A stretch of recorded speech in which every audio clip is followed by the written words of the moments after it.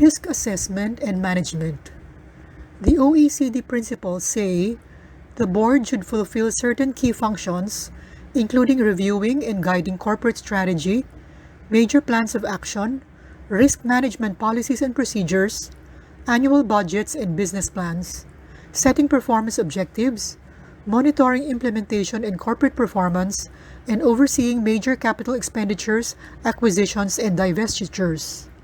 According to COSO, or Committee of Sponsoring Organizations, risk oversight is the responsibility of the full board, although some companies may choose to establish a board risk committee to focus on risk in general or risks encountered in lower or all levels of the organization, meaning operational risks, while the whole board tackles the strategic risk issues faced by the organization. The code recommends that board committees be set up to the extent possible to support the effective performance of the board's functions, particularly with respect to audit, risk management, related party transactions, and other key corporate governance concerns, such as nomination and remuneration.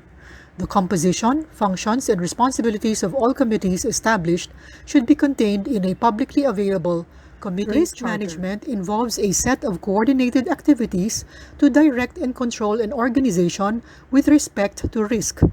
As opposed to the old paradigm which conceptualized risks as being contained in silos, it is recommended that all risk areas function as parts of an integrated, strategic, and enterprise-wide system.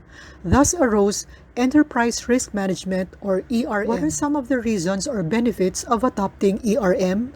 They are as noted on the slide, but I wish to highlight these two: reduction of unacceptable performance variability and increased adaptability to a changing business environment. What is important is that ERM be able to identify, monitor, assess, and manage key business risks.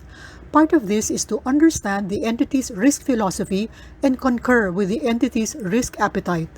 We need to distinguish amongst risk appetite, risk tolerance, and overall risk capacity. Frequently, the terms risk appetite and risk tolerance are used interchangeably, although they represent related but different concepts. The COSO ERM framework defines risk appetite as the amount of risk on a broad level an organization is willing to accept in pursuit of stakeholder value.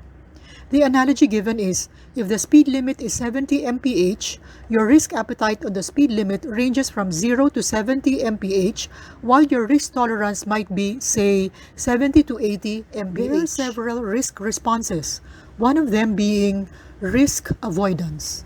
An example is, if a line of business is very risky and the company wants to avoid the risk, then it may decide to sell the business and not continue with the business. What are the ways in which to reduce risk? There are several.